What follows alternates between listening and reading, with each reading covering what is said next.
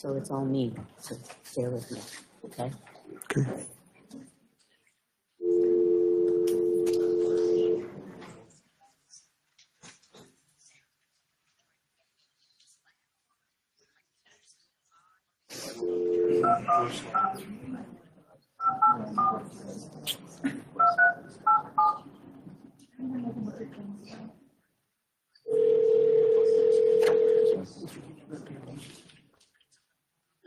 Hello, Carlitha, can you hear me? Yes, ma'am, I can hear you. Wonderful. We can hear you also. Wonderful. Virginia's not here this evening, so I'll be taking the roll call and so forth. So you are the only one on the line. Okay. Thank you.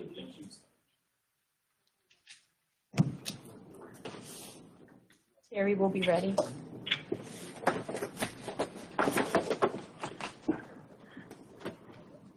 Anyone in the audience who wants to make a public comment, please sign the sheet up here at the table.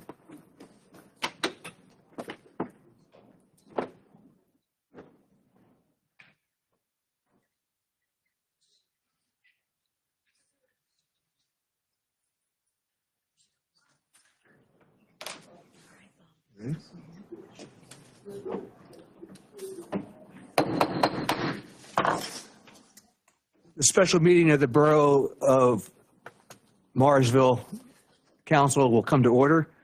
I want to inform you all that we had a executive session before this meeting to discuss personnel matters. With that, we'll start the meeting off with the Pledge of Allegiance. Please join me in standing for the Pledge of Allegiance.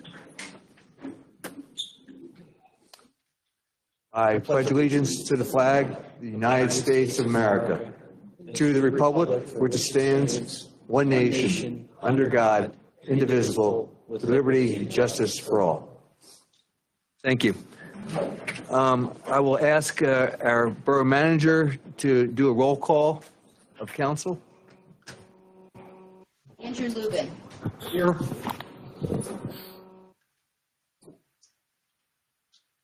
Bob Paul. Here. Scott Robinson. Here. Nancy Sherlock. Here. Carlitha Murray. Here. Catherine Price Engelberg. Here. Helen Herold. Here. Jason Minnis. Here.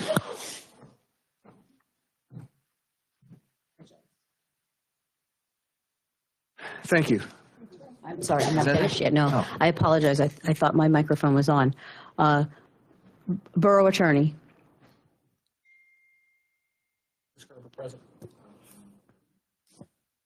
And Borough Manager. Roll call, Council President.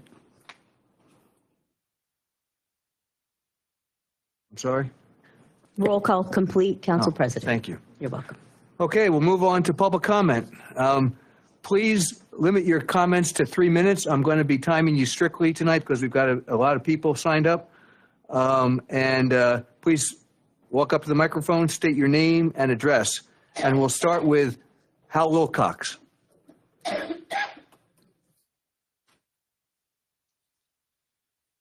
Hal Wilcox, 52 Harrison Avenue.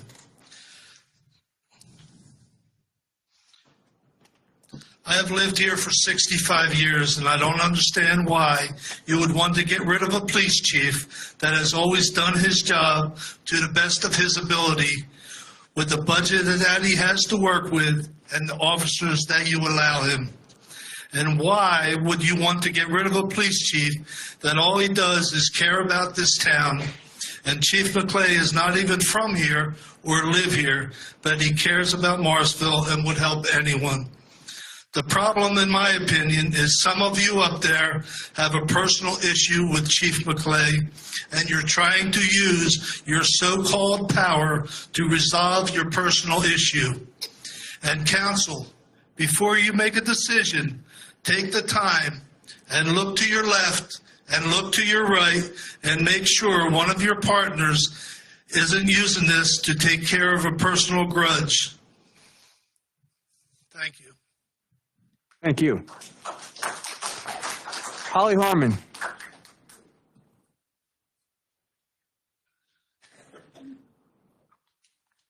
Hi, Holly Harmon, Plaza Boulevard. I'm here tonight to fill you and the rest of you in about my experiences about the chief of police and his officers that act on his behalf. My first interaction was with Officer Mike Diani in 215. Starting midwinter 2015, Officer Diani started calling me, stating that he needed to talk to me about my social media posts. At that time, I had just left my ex and was working 12 hours a day. I offered to talk to him on the phone, but he insisted be done in person. I continued to get calls for every couple of weeks until the fall, and finally in October of 2015, when I wasn't working, I agreed to meet him at headquarters. I had my friend Yvonne accompany me because the whole thing seemed inappropriate, and I wanted a witness.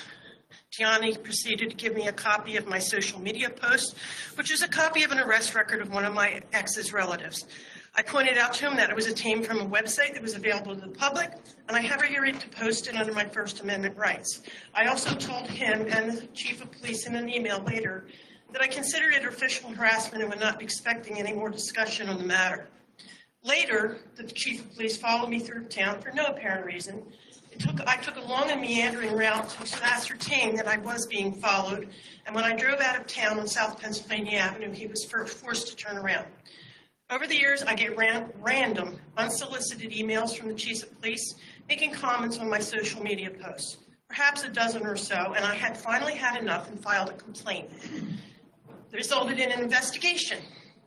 And I spoke to an attorney that was in charge of the investigation, and he shared with me that there were at least 3 other citizens and a business owner who had also filed complaints. That was in spring of 2020. After that, the email stopped, but then the chief of police resorted to telling people on council that I knew to tell me about my social media posts. It was harassment by proxy. I know 3 other women that were also paid visits by either the chief of police or an officer that confronted them about their social media posts. Thank you. Thank you. Bob Perry.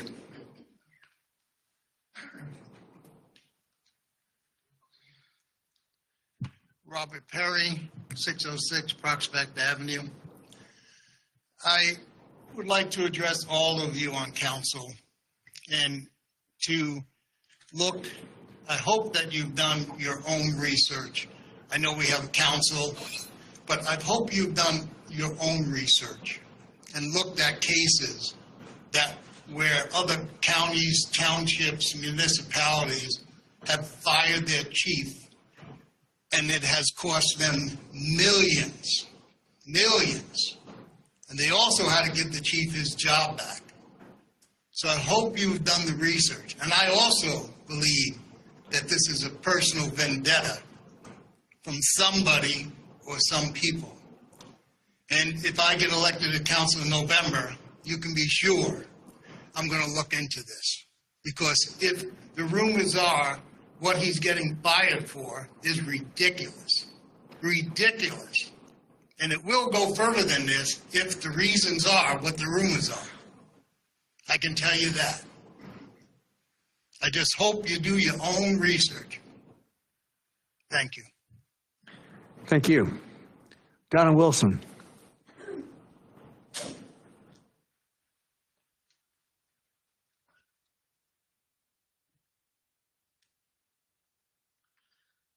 Good evening, Donna Wilson, East Post Road. I really said most of what I had to say about the chief last week, but I do have a couple things I'd like to mention. I want to talk about the water shutoff incident and the MMA. That took place in September 2022. Why is the chief, who was just showing compassion, being investigated? Really, was an investigation necessary? The way I understand it, a resident's water was going to be shut off. The bill hadn't been paid, or maybe it was lost or misplaced during the birth of their baby. The chief asked MMA to hold on for 30 minutes while the resident went to Borough Hall and paid his bill. Truly, it was that easy to correct. The chief used compassion and kept the water flowing in the house with a newborn baby. In my opinion, good on him for de-escalating the problem. Second, the boat that's parked on the street by a resident who lives on Lenore Avenue. Doesn't that resident know that the boat is not supposed to be parked on the street? I walk by that boat. I drive by that boat. It was not, the trailer was without a registration. I knew it should be parked. I knew it shouldn't be parked on the street. It is right across the street from you, Helen. And as a council member, didn't you know it shouldn't be parked there? Did you say anything to that neighbor or to the chief about it being illegally parked? If not, why? When it was ticketed and moved, it didn't take long for it to be parked back in the same spot. Were you okay with that? Why are you going after the chief? What did he do to you? That was not 3 minutes. That is 3 minutes. There is no way that was 3 minutes. That was not 3 minutes, sir. I timed this today. Go ahead, then finish your Thank thing, but Thank you. it's 3 minutes. It was 3 minutes because you wanted me to stop. That's right, That yeah. being said, don't you all want a culture of compliance? So let me ask you, could any of you up there on that dais give a show of hands who have approached the chief and discussed the things that you think he's doing wrong, or maybe doing right? Has the chief been verbally reprimanded? Has he been given warnings? Mr. Paul, now that you are acting mayor and the overseer of the police department, do you intend to sit down with him and spend time with him and find out how he really works his department? Will you discuss what you think he is doing wrong or right? Or will you jump on the bandwagon with others who have a vendetta against the chief? What was found in those investigations? Do the residents get a chance to know the outcome before you fire him? If you do fire him, are you going to do it legally? How much money is going to be spent on these investigations, and how much will be spent when there's little to nothing found wrong? Are his actions worth firing? I can tell you, after speaking at the meeting last week, I have received many messages and phone calls thanking me for standing up for Chief McClay. My own cousin reached out to me. She lost her son, and Chief McClay was the only person who reached out to her to see if she needed anything. Did any of you do the same? She told me she would have never gotten through these horrible days without the compassion from the chief and his help. Gosh, he's really a horrible person, isn't he? I will once again close with this. Do you remember the condition our police department was in? How much the lawsuits were when Chief McClay was hired? Are we heading there again because of personal vendettas? What will it cost this time if the chief is illegally fired? I ask you to please listen to the residents of Morrisville and do what's right for our town. Keep the many who have brought keep the man who has brought our criminal rates down. Chief McClay has done nothing but good for our town and the safety of our residents. Firing him will be a huge mistake. And I only have to add one other thing, just so it's clear. I have not been told anything that goes on in an executive session. It was not told to me by anyone that sits up there. It was told to me by the chief himself, and that's his business and his prerogative. Thank you. Cynthia Cicero.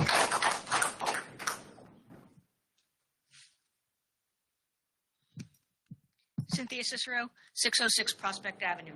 I am very unhappy with recent events concerning Chief McClay. I was a borough employee at the time he was hired, a clerk in the police department. I worked in that mess that was the police department because of investigations. He came in, cleaned up the mess of others quickly and effectively and efficiently. I have witnessed firsthand how he deals with the public. He is professional. He is tough. He is fair. He is honest. And yes, sometimes he has to be the bearer of bad news or unwanted news. I have been living in this town for 45 years. I have seen many chiefs of police. He's second to none. It is my opinion that this movement to fire Chief McClay is orchestrated specifically by two councilpersons, one of which I believe should recuse himself from any kind of vote, as he himself is under investigation. It is my sincere hope that they put aside their vindictiveness and think of the residents of Morrisville and the taxes we pay. What will be the cost to me and to all of us if they fire him unjustly, not in accordance with any borough code? Have you thought about the cost of litigation? Have you thought about the cost to the taxpayers if he wins such litigation? The taxpayers will bear the burden of litigation, settlements, and back pay. Have you thought about the cost to the taxpayers if he is awarded his job back and you already have put your man in as a new chief? Are the taxpayers to bear the burden of paying for two full-time police chiefs then? Or we're going to have more lawsuits?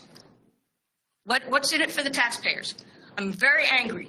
You were elected to be town leaders and stewards of our money. And instead, you're persecuting this chief, an excellent chief, for garbage. reasons that even bottom feeders wouldn't be fired for. And you're pushing ahead with your own agendas with no regards to the people who got you elected and their money. Thank you. Thank you. Jane Berger?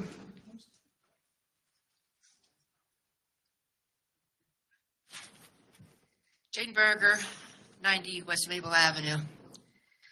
This is a difficult time for the council, but also a difficult time for the chief.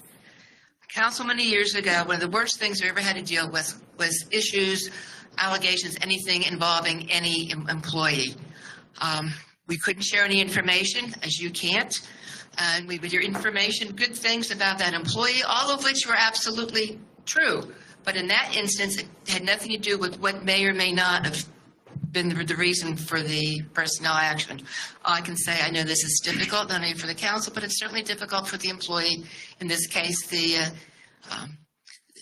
chief. And I just wanted to share that when this happens in our borough, it's kind of a sad day that things come to this. Thank you. John Rice.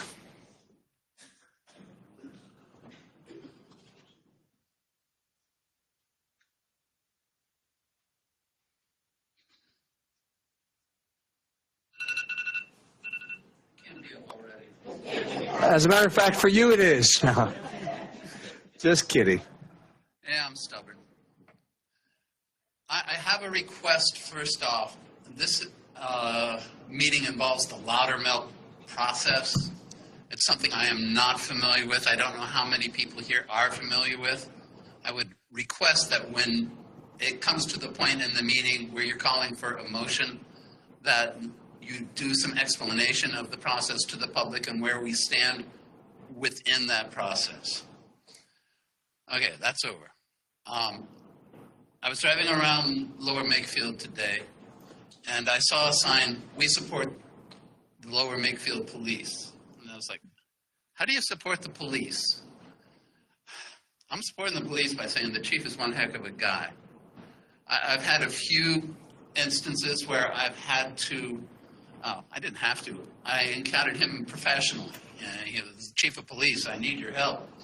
He came, he helped, and it was stuff that I could totally understand where he said, "No, I'm too busy." And I was homeless people down at the preserve, and other silly things like that, but things that really required a police response. And he helped. And I've been here, you all have seen me here a lot of times at meetings, and I've heard the chief's report to council many times. He doesn't mince words. He tells you what he needs. He tells you what he has. He tells you what you need to get him if you want to make this city safe. I respect him for that. He is out to make Morrisville a better place and a safe place, and I think we need the chief, not to fire him, but to keep him. I appreciate him, and I hope the rest of you do too. Thank you. Thank you. Mary Urenda.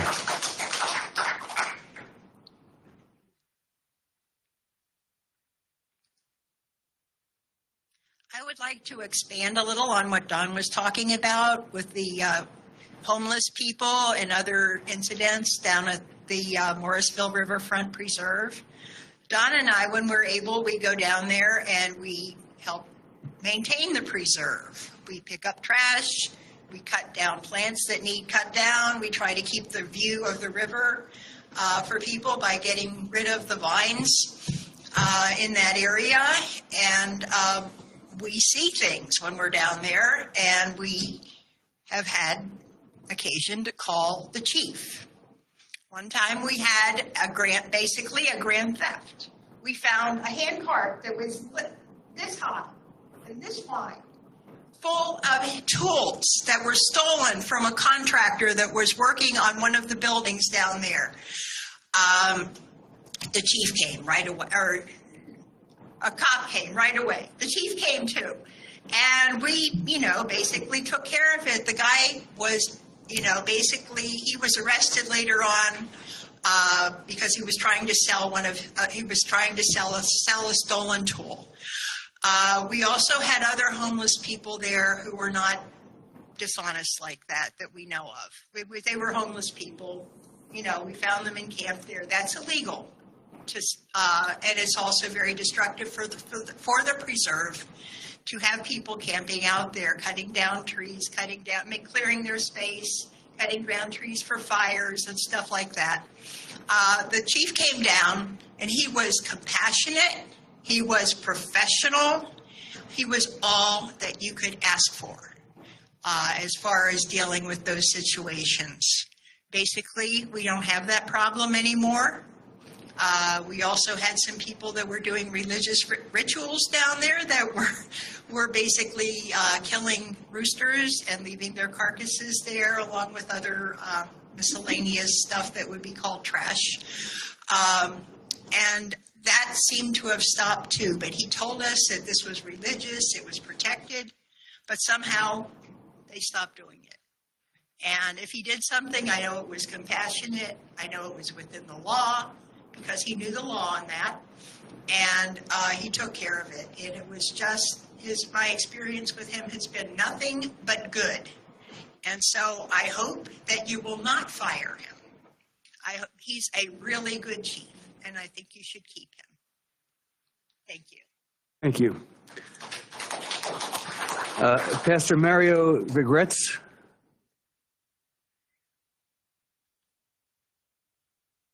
My name is Pastor Mario Viñez. I'm the pastor of Christian Temple Jarvik, right here in Morrisville, 100 West Post Road. With all due respect, I would like to express some words of gratitude to our police chief. I've been working with him for the past 10 years in this community. I never hear no complaint for people that go to our church, people that I know in this community. He has been very respectful, very professional, in every way possible. Every time that I need him, he always available. When I come to the office, if I need some advice or something that needs to be done in our community, he always opens the door and listens to me. And also to the other police department officers, we are working in a very good relationship. The police department provides security to our church on Sundays from 12 to 4 o'clock. And every time I need some help, they are there. So I come in peace. I come to ask you to have a reflection. Let God work in your mind, in your heart, in your spirit. And let's work this out for the benefit of this wonderful township of Morrisville. It's a beautiful place to live. Every time that I pray for this city or township, I always pray that God bring peace, joy, communication, understanding in our community. As a minority in this community, if you notice, I have a little accent, but we are working together in this community. And the police chief is a big access to this work that we're doing in this community. Every time that we have an activity in a church, he's always there. The children in our church love him. The people of our church love him. And also the police officers. And we are so happy that we have a police chief with that dedication, with that heart to work our community. When I see the police chief working or driving his bike, you don't see that in other police departments, a police chief driving the bike in the summertime in this city. Never. But this person, this gentleman, he's a down-to-earth person. There might be some misunderstanding, disagreements. As a human beings, we all have disagreements. You probably have disagreement between yourselves. But we got to work together. We got to work for a solution for the benefit of this beautiful town. I love Morrisville. I wish I can do more for this beautiful city. But as a pastor, I pray, I ask you, let God touch your heart. Let the Holy Spirit deal with you. Give you the knowledge, the wisdom, the understanding that you need to make the right decision And let's continue this chief, continue his wonderful job that he's doing for our community. He's not perfect. I'm not perfect. You're not perfect. Nobody's perfect here. We all make mistakes. But God forgive us. God is a merciful God. God is a loving God. And we need that thing in our community with every single person that is in here. So God bless you. Thank you for the opportunity. I talk to you with all respect. I come with a message of reconciliation, of understanding, and to make the right decision, because now more than ever, we need our police force strong in this township. More than ever, we need the support of the community and the support of every single person to be sure that this city, this township is safe. And we all have to work to be sure this township is safe. That anybody can walk, that all the children can walk around with no problem. So we can have some activities in the park, in my church, anywhere, and to get everybody involved for the benefits and for the goodness of this community. Thank you, God bless you, and thank you for this opportunity that you gave me to express myself. Thank you very much. Thank you.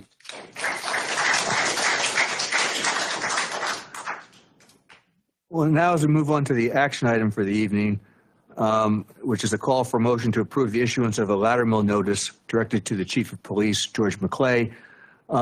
In response to Don Rice's suggestion, I'm going to ask our borough solicitor, our special labor counsel for the borough, to explain what a ladder mill notice is and what the process is going forward. All right. Thank you, Chris. Mr. President. Good evening, everybody. My name is Christopher Gerber. My name is Chris Gerber. Your mic's not on. Can you hear me now? My name is Chris Gerber. I've been practicing law for 27 years. I'm a civil rights litigator, labor attorney, and solicitor. I've had the privilege of representing the borough for over 10 years, advising on many, many matters, including this one. In short, the ladder mill process is not what it's been reported in the newspaper. I can feel the tension tonight, and I understand. I advise other police departments, police commissions. I represent cops for a living, so I serve on all sides of the table. I am not just a management lawyer. It is my job as labor counsel for this borough to ensure that everyone's rights are protected. Everyone's. Targets of investigations, witnesses, complainants, that is my job.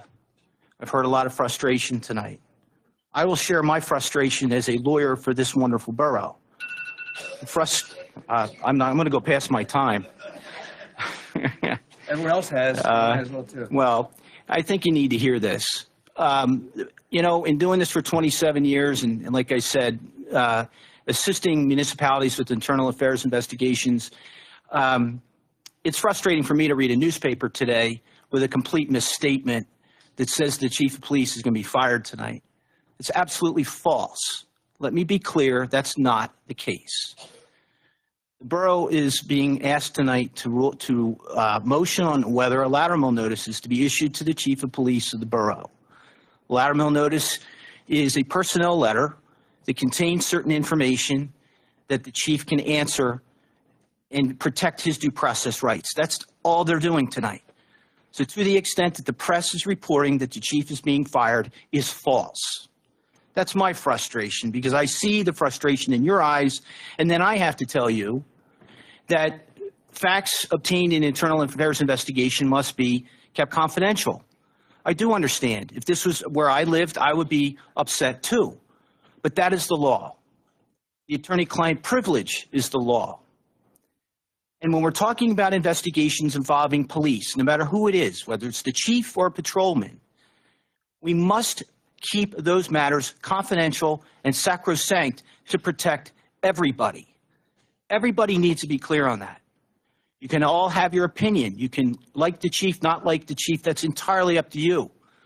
But when I hear that there are vendettas, when I hear that there is illegal conduct going on by the client that I represent, I have to take issue with that. And I think I need to represent to everybody that's not happening on my watch. This is a municipality I've had the privilege representing a long, long time.